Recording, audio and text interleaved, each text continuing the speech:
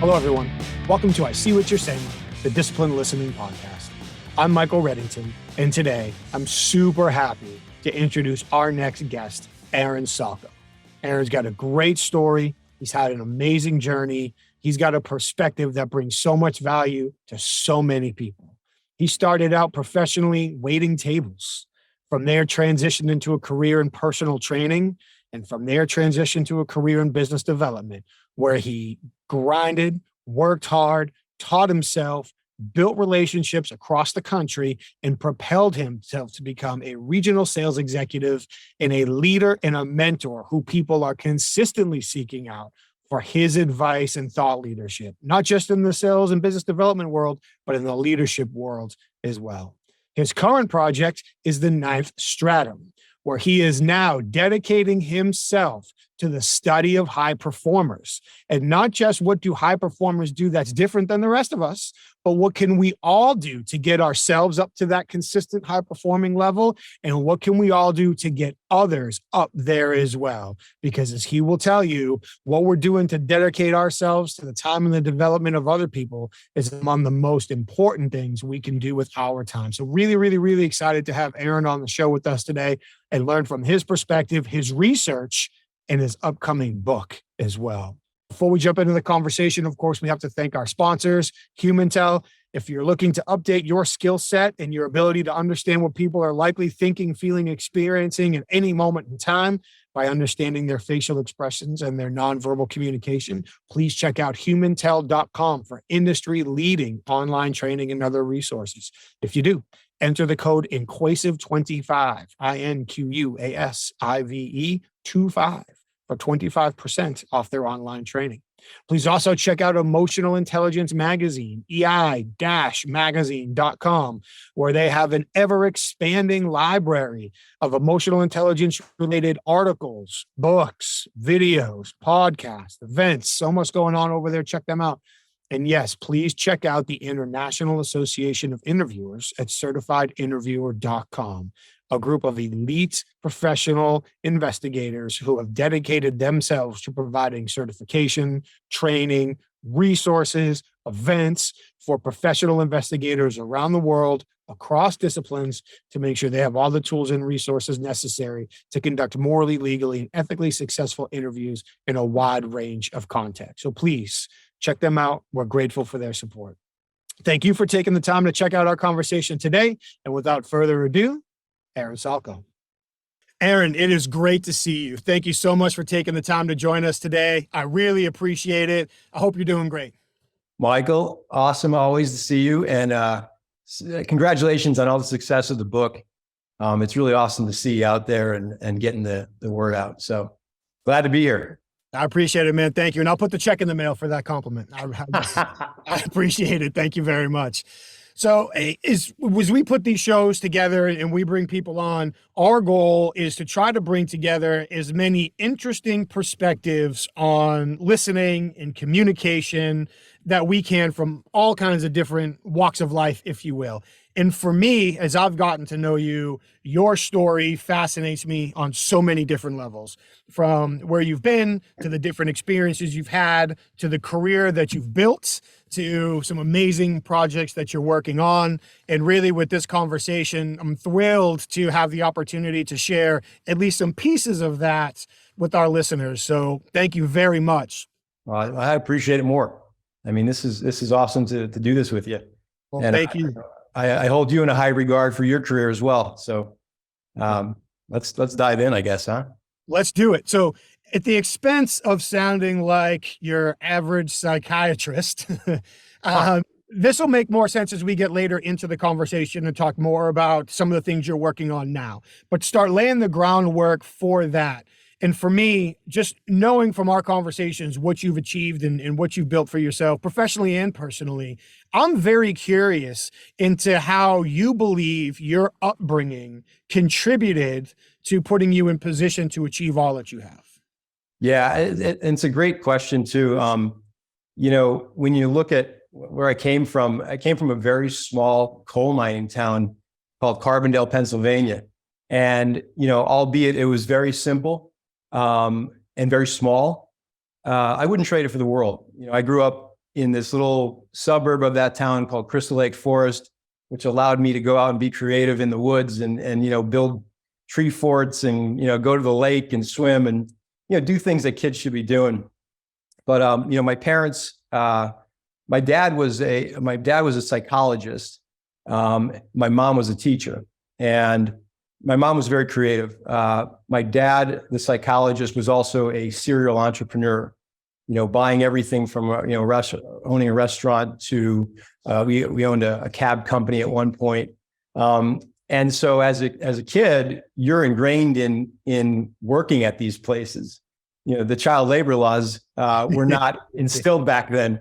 So I actually have a picture of myself at 7 years old standing on a milk crate washing dishes at my first restaurant. That's awesome. So yeah, it taught me what work was. It taught me that I could make money, that I could buy things, that I wanted, like comic books. And, as I grew through the restaurant business, you start washing dishes, and then, my mom taught me how to cook, and you begin to work behind the line a little bit. And then they put you on the floor and you begin to wait tables. And so there's a lot of public, and social interaction. And I learned very quickly the importance of kindness and, what that gets you, and what the lack of kindness doesn't get you. And so, going through that, it was a great upbringing. It was a lot of work when my friends were playing, video games and outside on Saturdays. I was working breakfast and lunch duty at the restaurant. So work ethic was ingrained in me. My grandfather was a builder. He also was very, very tough in that aspect of it. But as I grew up, I continued that route, and it wasn't until my senior year in high school. Well, actually 2 years before my senior year in high school, my dad was a hemophiliac, and he had gotten the AIDS virus from a bad batch of factor 8, the blood clotting factor. And, it was tough for our family. And so I was the eldest of 3. I have a brother that's 5 years younger than me and a sister that's about 10 years younger than me. And so I had to quickly step into a family leadership position at a very young age. I think I was 16. And through that progression of 2 years where, he rapidly declined and then eventually passed away, there was a lot of growing up really fast. School, helping my mom, the restaurant business, keeping that afloat. And then after he passed, I was also trying to figure out where the hell am I going to go to college? What do I want to do? I played a lot of sports. Sports was my thing. Team mentality, sports, basically. I did play golf. I still play golf. Not very good. But, all these things I believe contributed to who I am today. And as I took it through college, I had to be very scrappy and if you will, gritty, to sort of survive, because there wasn't a college fund. We paid for college, on our own, did it waiting tables, and did personal training. And that led me into that physical therapy field, of which I came out of. And after, so many years of college, and it just wasn't there for me. The healthcare field took a pretty rapid decline when I came out of school, and my buddy was working for this company, and here I am today. He said, "Hey, you should do this. You'd be good at it. You've got all the social skills to do it, and you've got the drive to do it." And I found it to be a great fit for me. So today I work for a company called Stephen Gould Corporation. I've been there for 22 years, and I'm a regional sales manager for that organization. And we're going to dive into what you've built and what you've done there. Obviously, much belated, but my condolences to your family for the whole situation with your father, and can't begin to imagine the impact that had on all of you at such a young age and time with your family. To talk a little bit more about the kind of the early stages. Yeah. I'm very interested, maybe oddly, in the lessons you took away from working in the restaurants, especially waiting tables. I feel so there you're in sales. So there's a client of mine that I was leading a session with, working on potential, and again, that topic is going to come back up as we talk. And I was talking about identifying potential in people based on looking for the skills and attributes unique to what they've done, not the specific roles or places that they've been. Yeah. And when we taught that, he came up to me on break. This is the CEO of the organization, and told me how that really struck home for him because he recently hired a person to do sales cold calling. And he thought it was a stretch. She had no sales experience whatsoever. He said, I didn't think she had any cold calling experience, but I really liked her. She's by far the best. She's an all-star. She out cold calls and does better on the phone than anybody I've got. I said, really? He looked at me and he said, yes, she grew up a Jehovah's Witness. That's sales 101, buddy. She's been knocking on doors and cold calling people her whole life, right? Yeah. Nothing about the religion itself. Just that's what she grew up doing. So you look at her resume and you think, well, she doesn't have any sales experience. Why would I talk to her? Actually, she is the person you should be talking to. And if she has any brothers, sisters, or friends, sign them up too. Send them my way. So for me, when you think about serving tables, what percentage of Americans in some way, shape, or form have waiting tables or bussing tables or working as in a restaurant among their earliest jobs? And of course, all of us have gone out to eat and seen that. So it might not seem like the biggest place to start a conversation, but for me, I'm fascinated. What did you learn waiting tables that you still carry today as you've built your career? Waiting tables is sales 101. I mean, it is the hard knocks of sales. I had to start, I did it at a really young age. I was probably maybe 12 or 13 years old waiting tables.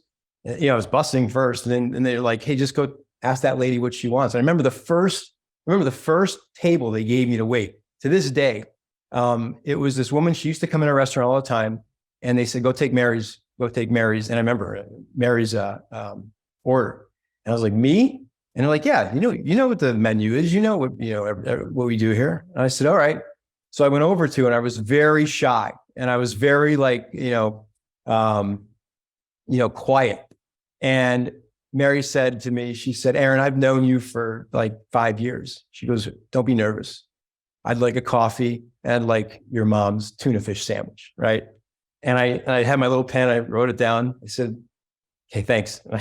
Ran back to the kitchen, and I was like this big relief. And the more you did it, the better you got at it. But when it came to sales, you learn a lot about the way you approach somebody, right? The approach, the way you show up, is the immediate it sets the stage for the interaction you're going to have with that person or with that table, right? They're going to judge you, you're going to judge them, and you're going to have this little quick formation of a transactional relationship. And so you've got to be able to, in the restaurant business, there are certain things you want to sell, and there are certain things that you stay away from because of food costs, right? And so you want to convince people what your favorite dish is. You want to convince people what they should try. You want to convince them, even though they're full, to have a slice of my grandmother's homemade lemon meringue pie before they leave, right? And so, and you understand that the higher the tab, the higher the bill, bigger the tip. And the better you do in service to them, the bigger the tip.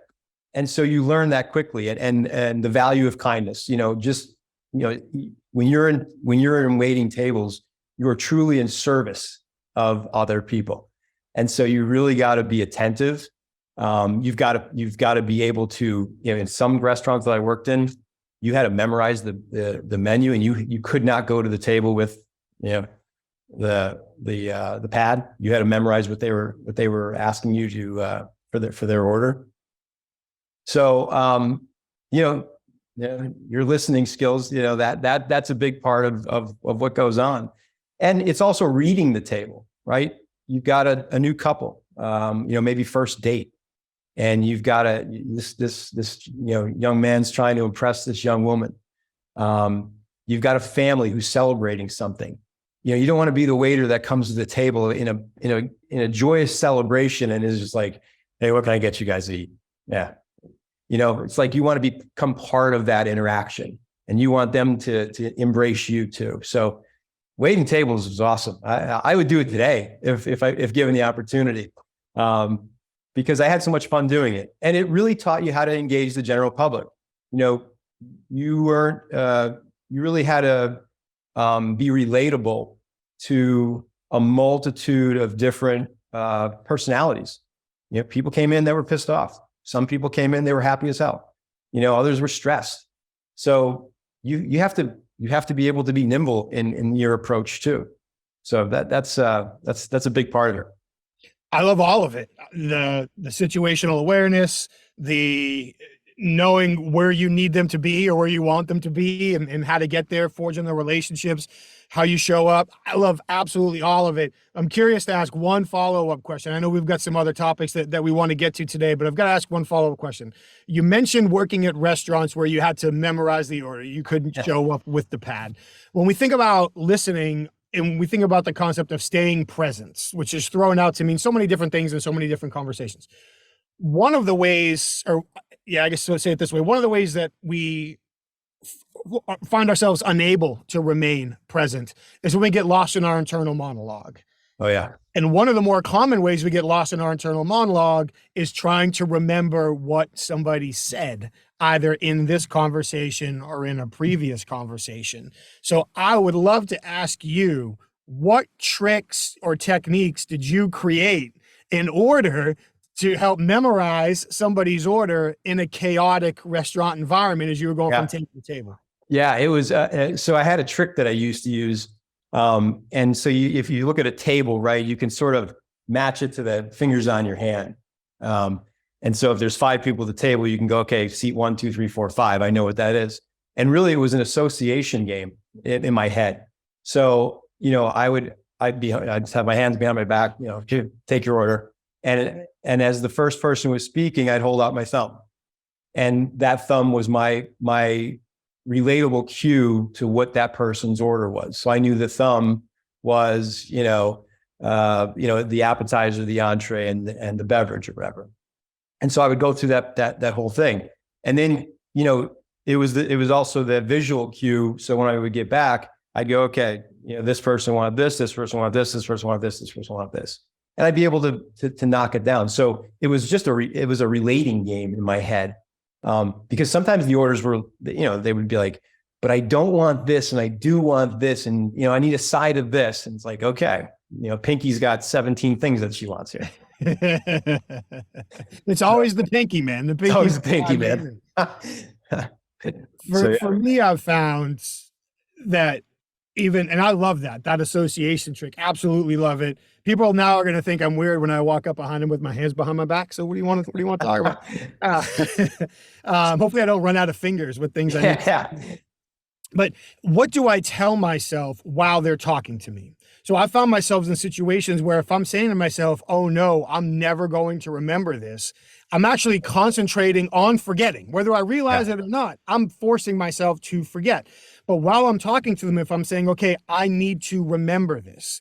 Now, whether it's a relational mechanism, whether it's some sort of, word game I'm playing or, with different techniques that people have, literally telling myself I need to remember this versus telling myself I'm never going to remember this, that in and of itself can make a huge difference. Yeah. The focus needed, like you had to become so fluid in thought when it came to getting to that table and sort of not talking yourself out of, oh, I'm going to forget this.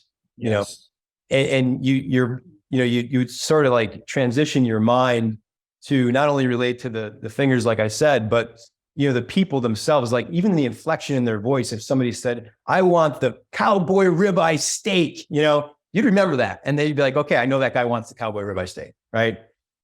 So, it's that little voice in your head can really mess with you.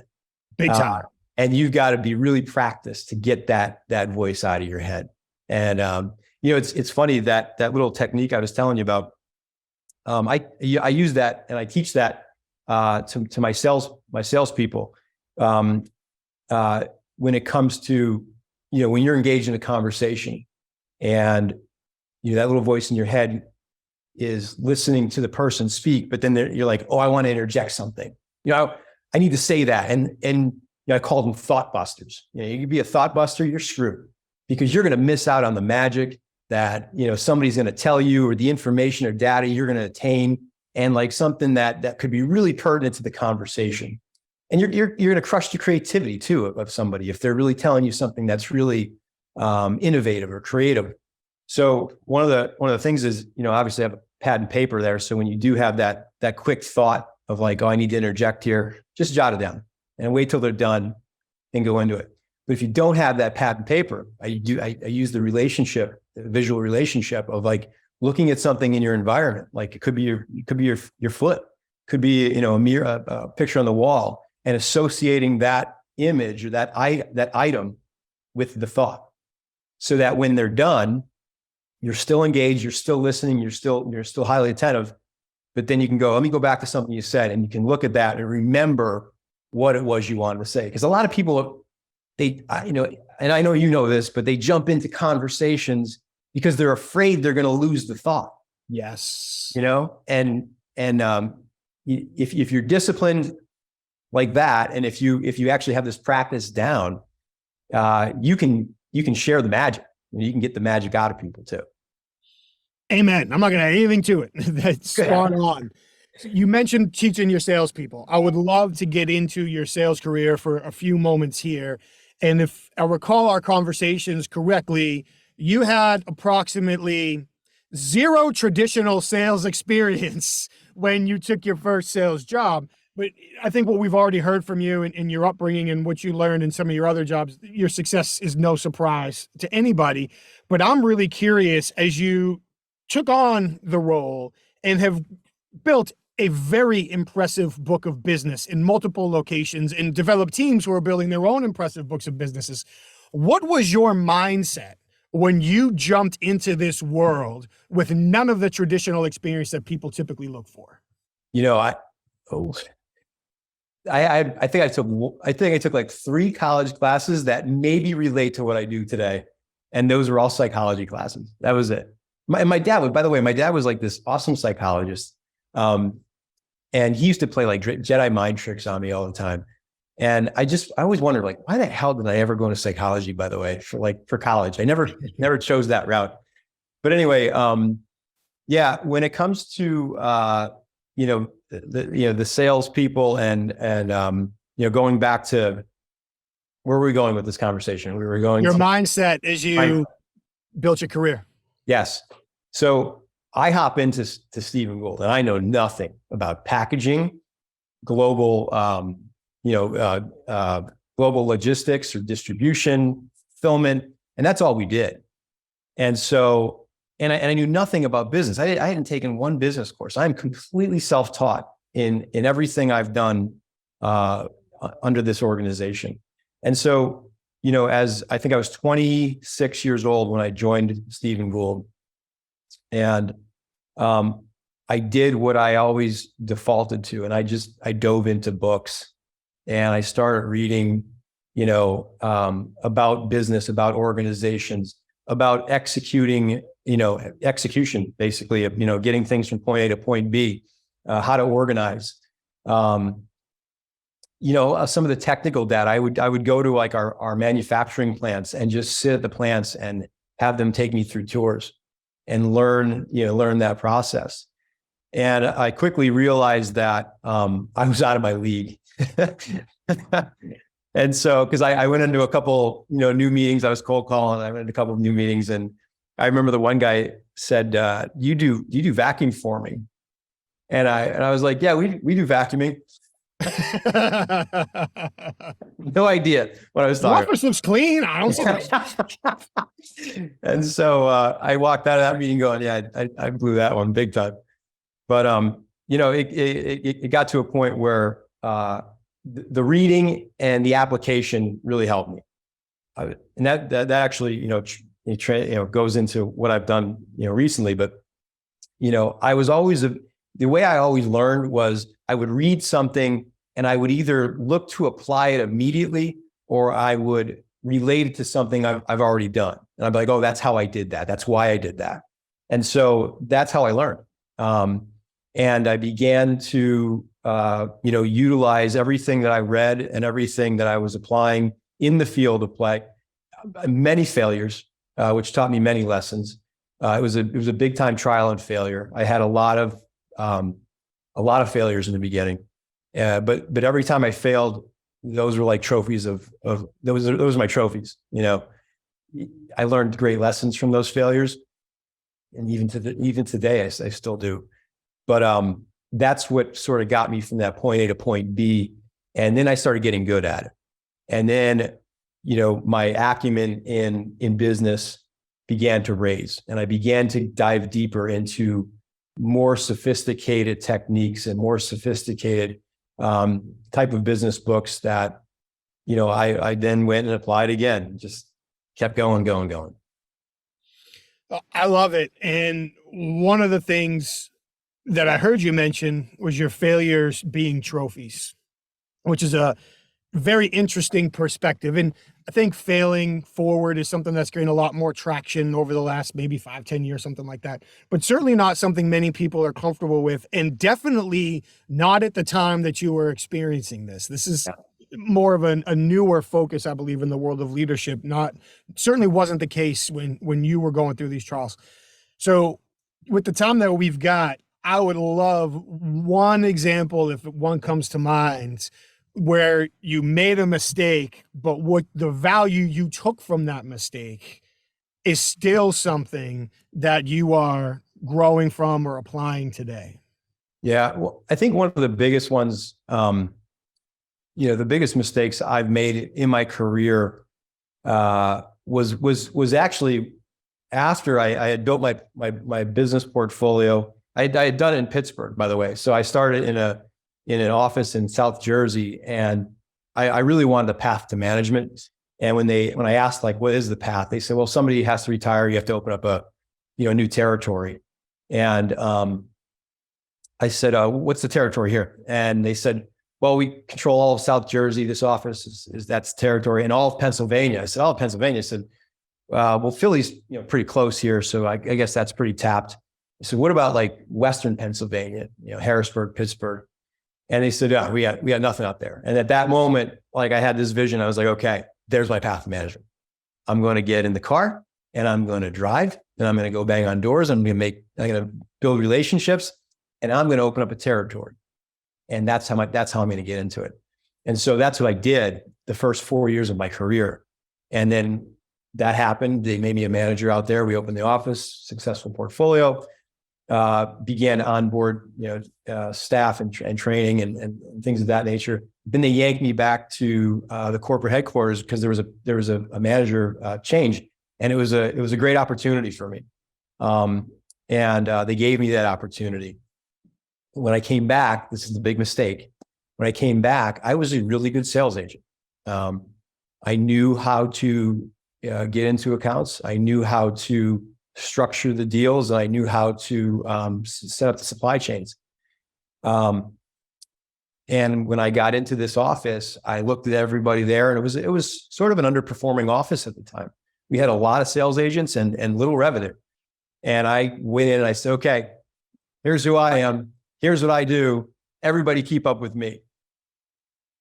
That was the biggest failure I could have made as a young new manager, stepping into a veteran office with people looking at me going, I don't give a shit who you are. Like, that's not going to fly. Yeah. And it wasn't I learned very fast that was not the way to make friends or gain trust. And so I had to pivot real fast. And I was like, okay, I got to stop that. And I got to begin to break down my processes of how I did this and how I became a successful sales agent, and begin to teach that to these other people. And that's where the teaching part of my career really started. I love the example. It's teaching almost anything. More often than not, there's more than one right way to do it. So as long as they understand how it's done, why it's done, if they're going to do it their own way to a degree within the framework, good for them, right? They own it. Right. Your teaching mentality in your unique background, with those two things in mind, when you are looking to hire or onboard new sales associates, new sales representatives, what are you looking for in somebody that you want to bring onto your team? That's a great question. Talk about failures in the beginnings. You know, the entrepreneurial environment that is Stephen Gould is a tremendous opportunity, but it takes a very special type of individual to do it because it is full commission. And you do have to know a lot about a lot of things. And so in the beginning, I was hiring in almost a begging way, like, please come work for this company. I will show you the way to the promised land, right? That was another failure, right? My ego got in the way. And so my initial onboarding was bad. I was not hiring the right talent. I was not getting the results I wanted out of that talent. And we lost a lot of talent. And, we began to, as I transitioned into the New Jersey office and as my territories grew with Pittsburgh and Cleveland and now Rybrook, we had to get really good at hiring. And I was still making mistakes, part of the mistakes I was making was I was leaning too much into the likability of a person. There was a lot of referrals. We take a lot of referrals and so you'd have Johnny who would walk in the office and you'd be like, hey, my cousin Joey wants to sell packaging. And I think you'd love the guy. And, Joey walk in and he'd bounce around the office, making people laugh. And, it'd be like, this is great. I want Joey. Yeah, I want him on my team. Meanwhile, Joey couldn't organize himself out of a paper bag and, he couldn't type well and his delivery was horrible. And I'm stuck with Joey now. I got to dig him out of the trenches to try to make him somewhat of a successful sales agent. And then, obviously we all know where that leads.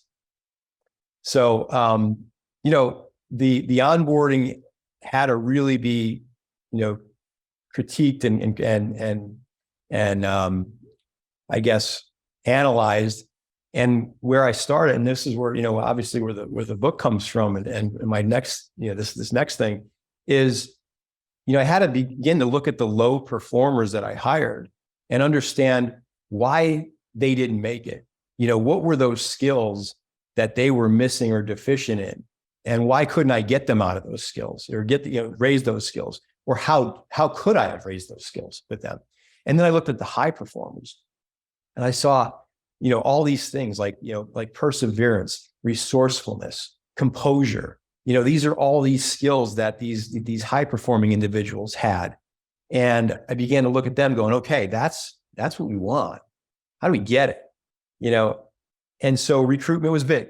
We had to really dive into a good recruiting firm and, start to realize how they did things and how they sought talent. But I also, I sought out professional coaching in HR because I wasn't good at interviewing, I wasn't asking the right questions. I began reading more books, on interviewing and how do you interview people and what do you look for and how do you ask questions that are going to draw out the skills that you want out of this person. And so that was the road to really trying to understand what talent looked like. It's a long road, Michael. It's 22 years. I've been a manager for 17 of those years. And, in the last 3 years, I've had some tough hires, some referrals that we thought, hey, we'll give them a shot, give them an opportunity. And, COVID, didn't work well for a lot of people, but that's an excuse. And there's no excuses when it comes to high performance. True. You said something that I'm fascinated with. I'm so happy you brought it up because we're going to dive back into it. But to touch on that, the danger of hiring, so to speak, interviewing or choosing to onboard somebody is like test driving a car while the car is showing off for you. Right. Like, I'm going to go drive 3 cars for 10 minutes each and decide which one I might want to own for the next 5 years. But if I decide I don't like it, as long as I don't, get a bad deal, I can trade it on another one and I'm still okay. But with an employee, we're basically going to test drive it with the interview process while they're showing off for us, putting their best foot forward. Our biases, pressures, expectations are involved in the process. And then once we hire, we're kind of married to them a little bit because then we have all these additional times and costs and things. So there's all, nobody is 100% successful with who they hire. But I love, and we've talked about this before, what you're really looking for with the perseverance and the composure and the ability to learn and connect and those types of things. Yeah. But to take advantage of the time we have today, so often when I guess I would say it this way, so often when I talk to, or even if I don't talk to them, I read the work of people who study high performance people. I just had a book recommended to me, and it was a good book. It was written by a person who had the opportunity to work with professional athletes. So the story was all about high performance from the perspective of working with these professional athletes. Okay, awesome. Cool stories. I definitely got some notes out of it. I enjoyed it. I love the fact that you started by studying low performers, because I feel like that is overlooked in the process. People love to brag about the high performers, but they don't spend the time looking at the other end of the spectrum for very critical lessons, not only on what separates the two, but what can be done to elevate the lower performers to become the higher performers. So let's use this as the segue. You've got a book coming out. I can't wait to talk about this. The 9th Stratum. Probably going to need you to explain to me what that is. But to use it as a segue, how did studying low performers position you to better develop and coach high performers? Yeah. The low performers taught me the most, because it taught me what held people back. You can begin to break down a person and see what their strengths are and their deficiencies are. And you can do this, through the basic interactions during a day. But a lot of what I learned from the low performers were, the critical skills that are necessary for the job. They were deficient in. And that also helped me to understand, like, hey, for every job, and I'm not speaking on behalf of anybody in the HR world, they all know this, but for these specific roles, we really need to single out the skills that are critically necessary to being successful in these roles. Now you have your hard career skills, and you have what they call soft skills. And I hate that term because there's nothing soft about the soft skills. Those are the high performance skills, right? And so, when you look at the low performers, you saw how much those deficiencies and those skills affected their ability to become successful, or even have the basic daily wins that you need to perpetuate growth and perpetuate, your own trajectory for success. So, yeah. And then looking at those skills and saying, okay, how many of these skills are innate, and how many of these skills can be taught, learned, and then applied and improved upon, right? And, that was a big part of the basis of the 9th Stratum too, which was the learning, the way people learn. But going back to the skills real quick, everybody thinks that certain skills are innate. And high performance is innate. With what I've done and what the research in the book, and just the boots on the ground learning and the application of this throughout my career and many other people's careers, even outside of Stephen Gould, people I've engaged, high performance is not innate. High performance is, anybody can achieve high performance, but it comes with desire and it comes with effort. Without desire and effort, you're not going to get past the starting line, right? And change is tough. You have to really lean into change. You have to be ready to accept change, and that's what part of the book really focuses on: the performance mindset and the achievement mindset. Both have big time connections to change. And if you can get into these things, change isn't so tough, and you can take these baby steps to make change in your life that leads you on that path to a higher trajectory of performance, to optimizing your own performance. So, yeah, that's it. you know, the low performers were great, the high performers were great. And now you're able to begin to look at these skills and begin to dissect them and say, okay, like an innate skill is, being 6 foot. Okay. Not everybody's 6 foot. You're kind of screwed if you want to be a basketball player and you're not over 6 foot. But can you have composure? Do you have likability? Do you have relatability? Do you have boldness? These are skills that everybody thinks are innate. They're not. They can be taught, they can be learned, they can be applied. And so that's where the low performers really came in. It's like, how do I teach that? How do I identify what these skills are, all the skills of high performance, and then begin to break them down and teach it? One more thing on this, because this was something I really learned. Everybody thinks work ethic is innate, right? Oh, my grandfather, great work ethic. My dad, my parents, they taught me work ethic, right? I inherited that from them. If you really think about that, work ethic is not an innate skill. Your grandfather, your parents had a process to work. And if you look at their process and you break it down, you can teach it, right? So your grandfather, I got up at 6 a.m. every day. I was always 20 minutes early to the job. I never left the job till I finished the last piece of work I had.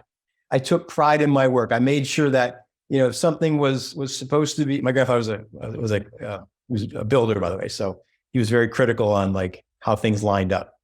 And, if something was off, I would do it again. Okay. That's not just him having this innate ability. He has a process to his work ethic.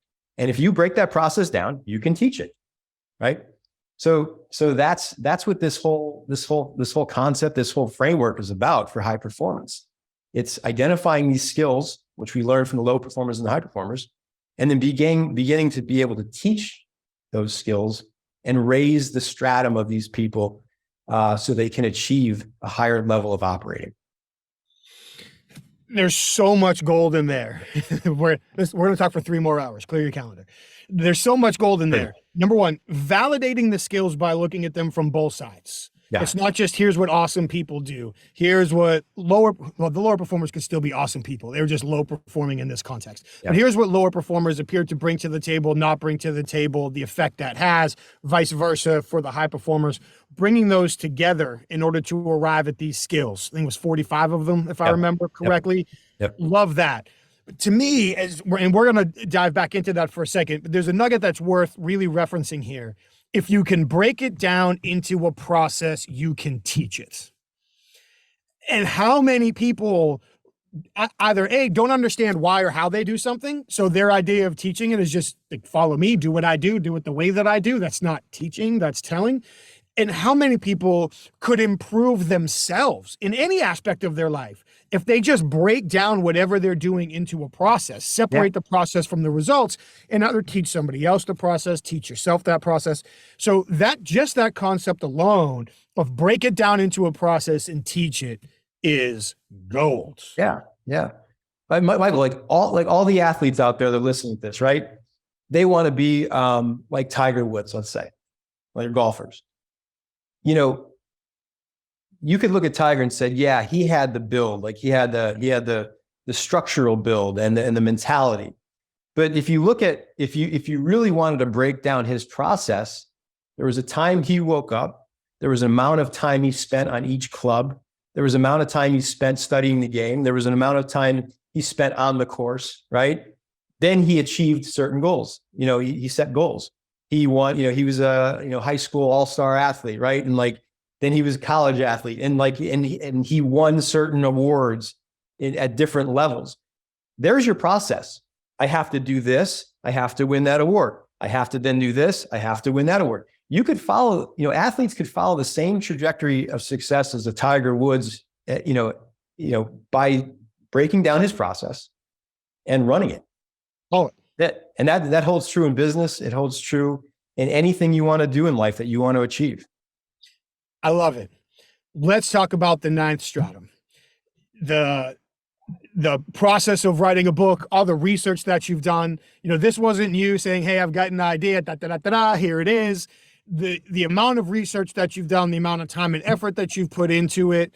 So I'll ask you, I'll commit a sin that is one of my pet peeves, but I'm going to do it anyway because I want to set you up to talk. What set you out on the path of writing this book? What were the goals that you were looking to achieve with it? Yeah. There's a little bit of a backstory to this. Kelly Johnson, who was my business partner in Stephen Gould world. But when I hired Kelly over a decade ago, it was during that transition process when I left Pittsburgh and went to New Jersey. And I needed somebody to continue to grow the accounts that I had opened in Pittsburgh. I needed a project manager. So I hired Kelly, and she said, what do you need me to do? I said, I need you to, be a project manager. She goes, what does that entail? I said, I have no idea. I said, but here's what we're going to do. You're going to sit in on every meeting I have, and, you're going to see how I do things, and you're going to break down my process, and you're going to, I need you to sort of be me here and just adopt it, but then make it your own because you're your own person. Right. And she did that.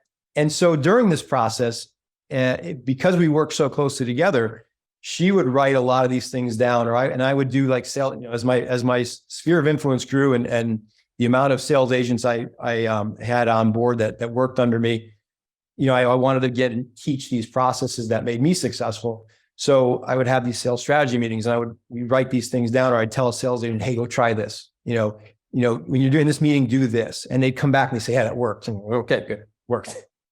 Thanks. Nice. Right. And so fast forward to COVID hit, right? Now you're taking all these salespeople off the road and sticking them in their homes. It's like, you're just like, get me out of here, right? So COVID was really tough. It was tough on me. It was tough on the entire world. Mentally on me, it was very hard. And I was very, at first I was like, okay, gather the teams. How do we keep everybody talking and everybody communicating?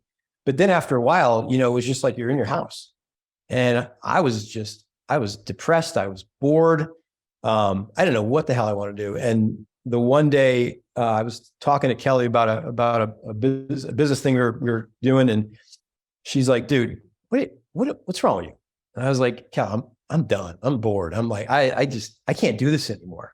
And she goes, "Time to write the book." I said, "What?" She goes, "Yeah, it's time to write the book." I said, "What book?" She goes, "Aaron, you have decades worth of content that you've used to teach people how to get from point A to point B in this career. And this is an entrepreneurial environment." She goes, "This is applicable not just to Stephen Gould world. This is applicable to everybody." She's like, and I said, "Well, where do we find this content?" She goes, "Look in OneNote. Look in OneNote. There's all the sales strategy meetings. There's all the things we told, sales agents to do. There's all of my techniques and practices and stuff." And she's like, "Yeah, you got chapters here." She goes, "You just got to just, line them up." And that's what started it. And, I have this desire to help others be successful. I think I think I was given a gift, and I want to share that gift with the world. And I really think that a lot of people are misled in life when they don't have good mentorship. They don't have good coaches, and they're sort of stuck in this malaise of like, what do I do? Am I good enough? Am I just mediocre?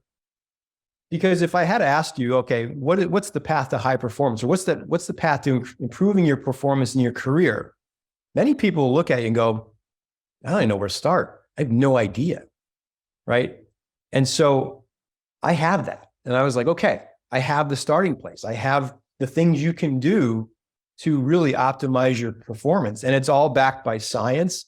It's backed by psychology. It's backed by physiology and human biology, and it's all these things that, that we use on a daily basis that we take for granted, that if we really pay attention to them and turn these behaviors into skills, you can strategically use these skills to optimize your performance. And that's what we did with the book. And so that's what started, man. And let me tell you something. I'm not a writer. I love to write. My aunt who was an English teacher. I used to send her, I'll give her the credit of my ability to write, by the way. I used to send her like greeting cards and like letters because, we didn't have internet back then. And she used to send me them back redlined. I'm like, damn it. So like, she taught me organically, like, good grammar, good English. And so I really enjoyed writing, and I had to find my writing style. Like I'm sure you went through the trials and tribulations of writing a book. Sure. It's not easy, man. And I don't know why I did it.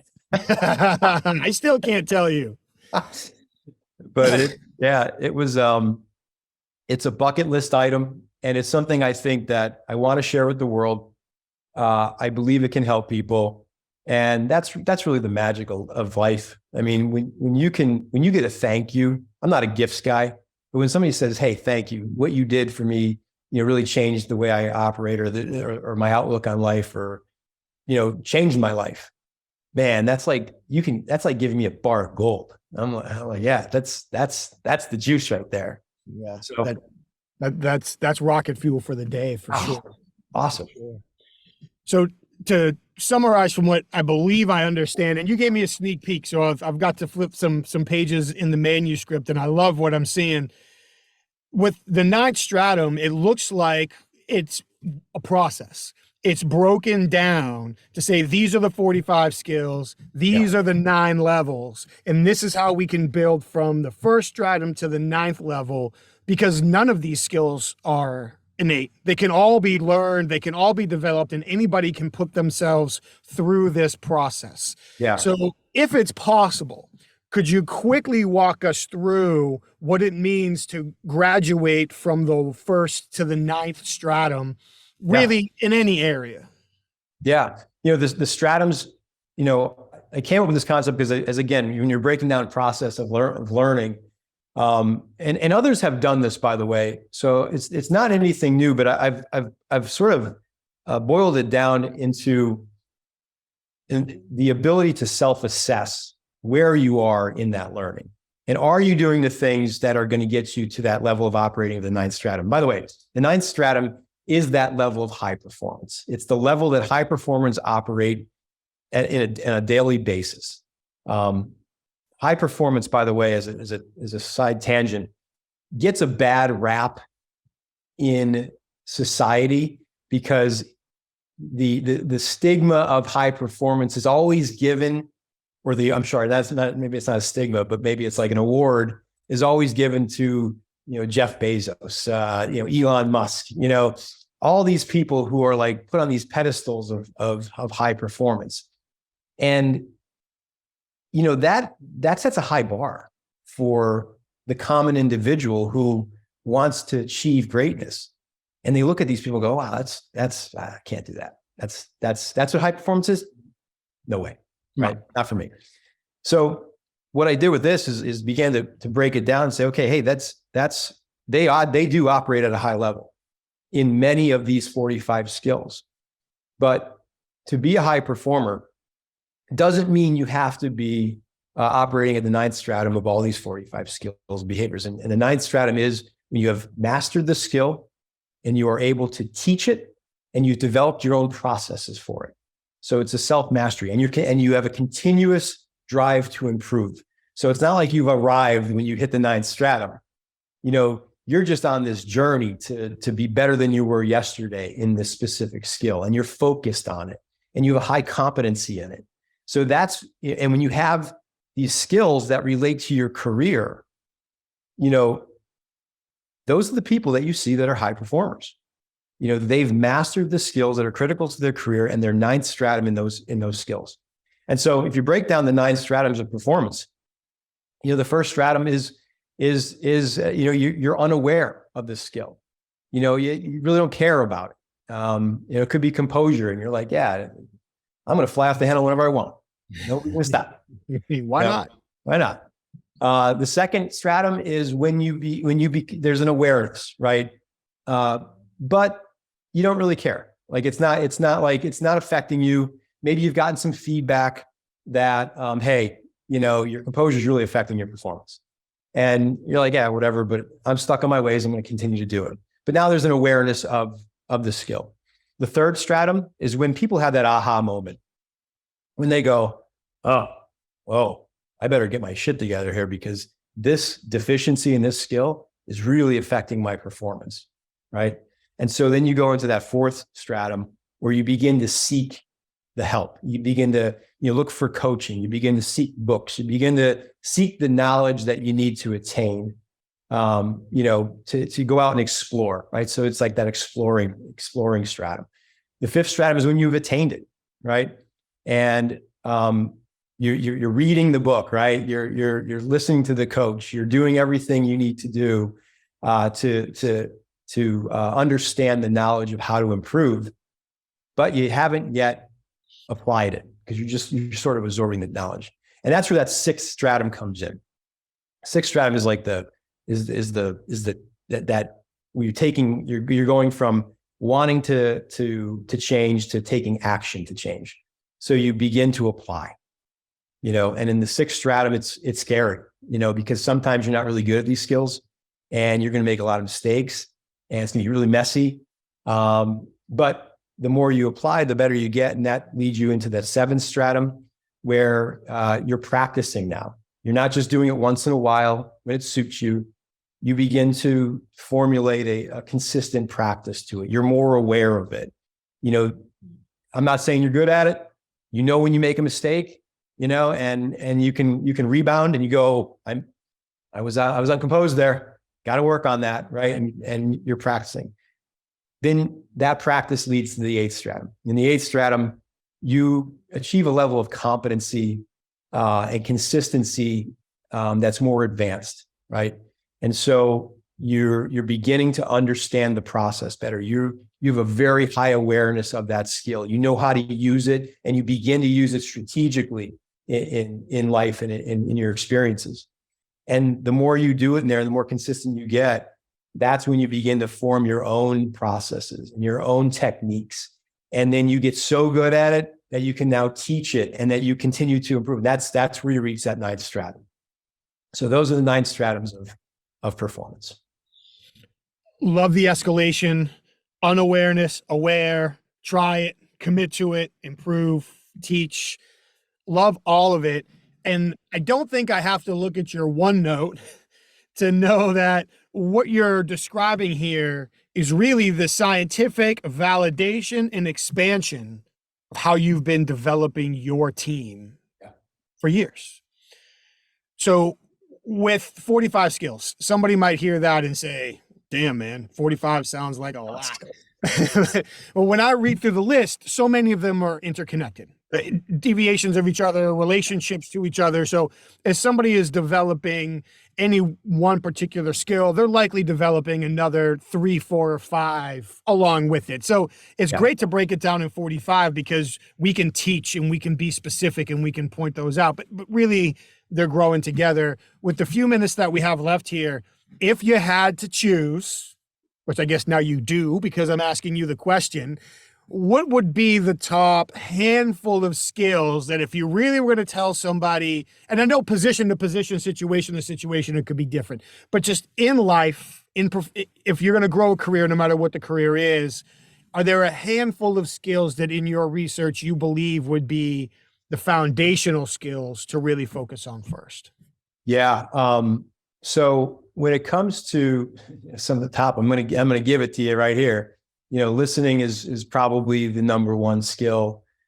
Patience, drive, composure is one of my favorites. I think it's seen throughout most high performers, and empathy. Empathy is a big time skill. But I also don't want to negate the fact that your personal health skills come into play. Purposeful nutrition. Physical activity, like these are all mental well-being. These are all the skills that you need to hone in on. It's great that you're high performers. It's great that you're making all this money and you're having this great life. But if you're not going to live long enough to enjoy it, what are we doing? Right. But and by the way, Mike, those skills, I broke them down to 5 categories, which is mentality, cognitive abilities, mastery of emotion, social interaction, and personal health. And so, not to overwhelm the audience, but it's not just like there's 45, you have to learn. They're actually separated categories. And what you talked about too is how they're all interrelated. We actually identified power clusters. So yeah, there are ones that relate to each other. And if you raise one, you actually raise a couple more. So yeah, that's a good call out right there. Love it. So for the people that are listening and thinking, well, I know somebody or my team, my organization, this is another great development tool to add to our toolbox to work with our team. From what you've seen developing your teams and using this, and honestly, you've been perfecting this of late. So I can imagine the results have even changed. But based on your experience employing much of this, what can people expect to see in terms of results? It's a process. It's a roller coaster. But what can they expect to see in results when they commit themselves to a 9th stratum process? You will unequivocally raise your performance in your life. And it's not just about monetary performance or success in your career. It's about fulfillment in life. The 9th stratum is a holistic approach of a human being. It's not just like focused on, you got to get really good at your career, but your home life sucks and your personal health sucks. This is everything all in. If you do this, if you commit to even taking pieces of the book, you're going to organically raise your performance, right? You can read this book and put it on the shelf and be like, you know what, I'm not ready for that. It's not for me right now in this stage of my life. I'm gonna put it on the bookshelf. It's fine. But the fact you read the book, there are things in there that your subconscious and your conscious pick up on that you will use to optimize your performance in everyday life. No matter if you purposely do it or not, there are things in here that are very simple. We kept it simple on purpose. I didn't want to put this big grandiose, technique out there that was like, takes, 10 years to learn.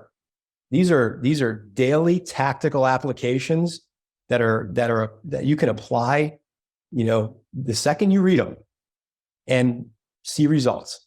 Now, you may be messy with them, 6th stratum, but it's if you practice, you can get a lot better at them.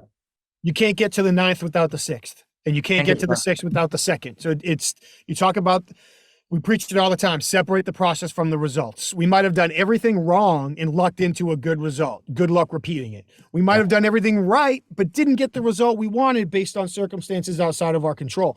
But breaking down that process, putting ourselves through it, having the checks and balances, the milestones along the way, so important. I love the research behind it. I love the way that it's broken down. I love the partner assessments, the tools that come with it. And just for a little bit of context, you and I first met in a room full of high-performing executives. Yeah. And not always, but at least 51% of the time, there are a few people who will stick out in a room of high performers. Before I knew anything about you, you were somebody who stuck out significantly in a room of high performers.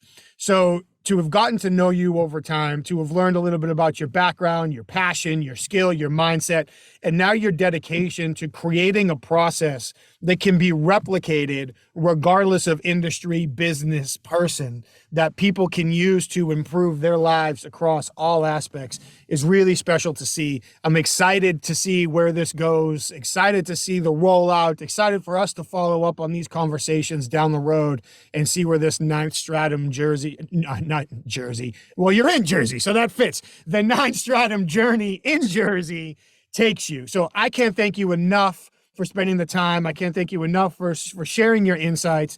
I can't let you go without asking. And I know the book is on its way. It's about to be released. It hasn't been published just yet. I'll have all the links. We'll have all the information. I'll participate in all the social media blasts to make sure we get that out there.